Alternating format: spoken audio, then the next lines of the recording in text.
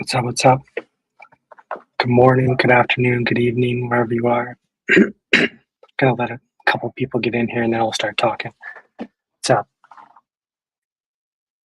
Hey everyone, welcome. Yeah, so I wanted to kick off a little bit of a new live stream, new format. Um, the show is called EPU Live, and I want to talk about things at the intersection of the crypto and AI space, things that I'm very passionate about, things that are important to me. I think there's like a growing number of live streams out there. I think live stream is a great format, first of all. I think there's a lot more live streams popping up, and a lot of them are doing like a great job of like capturing the news stories, like monitoring the situation in some of these other live streams. They'll just hit you with like a lot of different news stories that are going on. So everybody's like very aware of like everything that's happening. But there's a lot of noise in the space. There's especially in crypto and AI. There's a growing things are moving very fast and a growing number of noise, and I just want to help try to cut through some of that noise and start a little bit of a new format for a live stream. I also think this is like a good way of like connecting with an audience, a like-minded audience. And I want to talk more about like things that I'm super passionate about in the crypto and AI space, um, and like the growing divide that's coming with this technology. Um, so yeah, I want to give like a little bit of a preview today. Talk about a couple topics, kind of more so just like test out the format, and then tomorrow I'm going to be back with like the first episode live with a guest that I have coming on. But yeah, today I just want to kind of go through a couple things. So let me pull some stuff up here. So I tweeted this out. This was news that came out about like from OpenAI. So they have a new model coming out like called GPT 5.5 Cyber Edition, and it's their most capable model yet.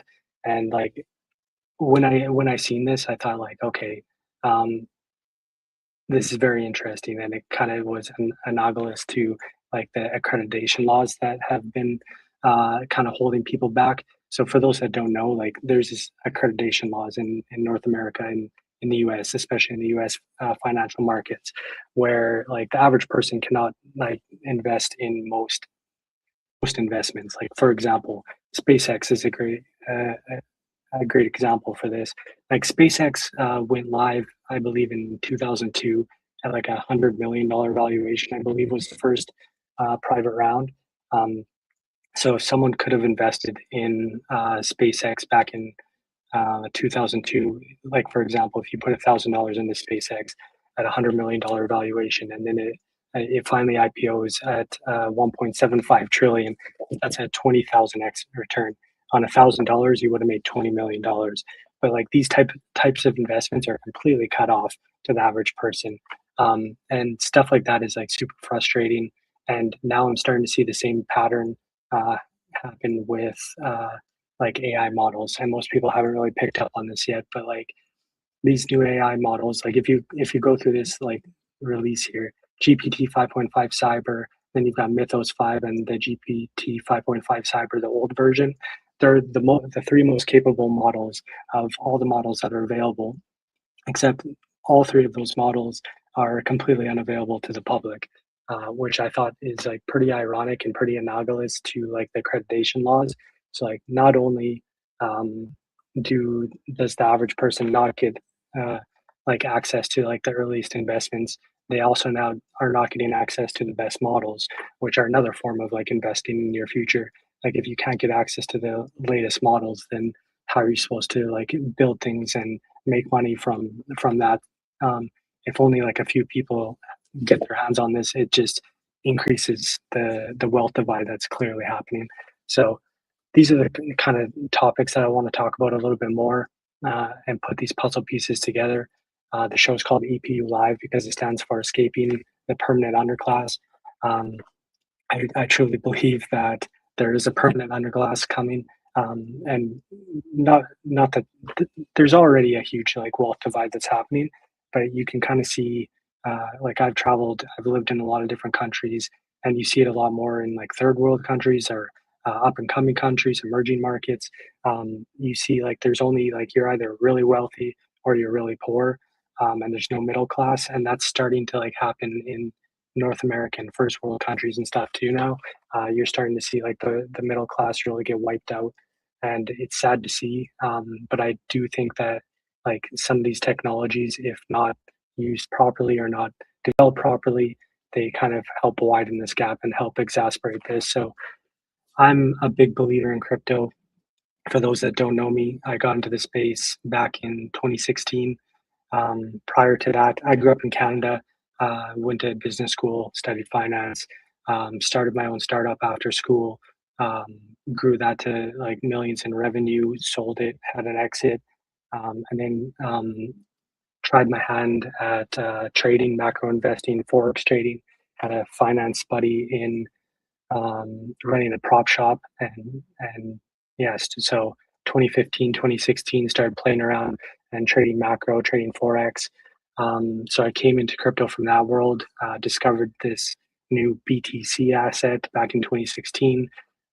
Started trading that a little bit, and then just like went deep down the crypto rabbit hole, and just like went full time in crypto in 2017, and I've been in the space ever since then, um, as an investor, but also like as part of the core team at some of the major projects and protocols around the space, specifically in Ethereum. So yeah, I'm pretty in depth into the crypto space, but I'm also like I just love technology. I'm a futurist. I really love this stuff. I'm playing around with AI all the time. Started building out my own AI projects. So yeah, I just want to do my part in helping like further along this narrative and help build a better narrative around crypto and AI. You do see like I don't know if you have like any cousins or family or anything like that or like that are at university right now, like there's just a growing hate around AI and around like data centers and stuff like that. And I think that there are a lot of live streams and stuff out there that are doing a good job, like I said, of like bringing the news, but I don't think we're having enough like macro big picture talks around like what does this all mean, where is this all going, more kind of more of those talks. So I want to like do my part in helping bring this all together, helping people understand this a little bit better, put the puzzle pieces together, understand like where this is all headed, and just have some of these talks about like what we can do. And I want to hear from like other people, like what they're building um, in crypto, in AI.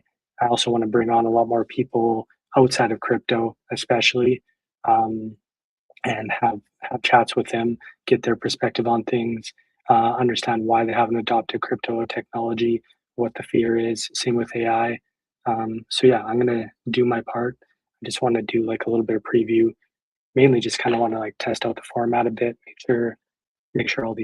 sure everything's working. Talk a little bit about the markets also. Like I said, I've been big into crypto and markets since 2015 now, in markets and 2016 in crypto. So I just want to bring a little bit of that in. Let me bring up some charts here actually. Sec. So like right now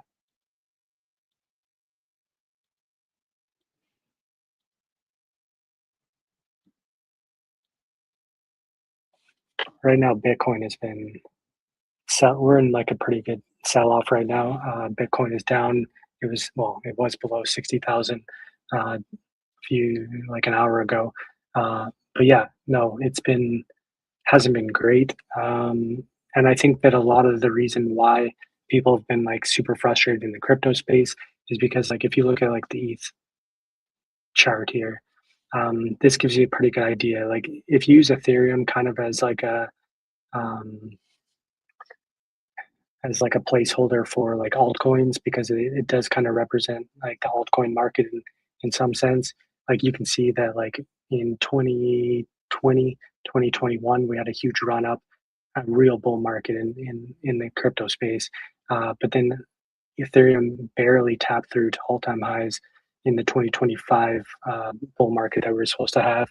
So like I think this is where a lot of the horrible sentiment in the crypto market right now comes from, is because like if you take Ethereum as a placeholder for like altcoins in general, but even like look at Solana, same thing. It barely tapped through to all-time highs also in the 2025 um, bull market that we were supposed to have. The only thing that really ran was Bitcoin. But even like from a crypto standpoint, like what was that, like a 70,000 all time to not even 140? So it didn't even 2x. So from crypto standards, that was like barely a move that for a bull market anyway. So I think this is where a lot of the like really bad sentiment in crypto is coming from right now, is the fact that everybody really bought into this 4-year cycle thesis, um, myself included, because like in general, the 4-year cycles have overlapped with business cycles, and it's worked out really well that way. So in crypto, we have got these like 4-year cycles, and it's worked out like well. But this past cycle did not work out that well. Uh, I think also crypto got hit pretty hard by the past regime in the U.S. Really. Really going against crypto, and like we were debanked and all that sort of stuff. Like I think Nick Carter like wrote a little bit about it. Um, Definitely check him out. But uh, I think as far as like someone who's like really hit the head on like macro, let me pull up Chris Berninski.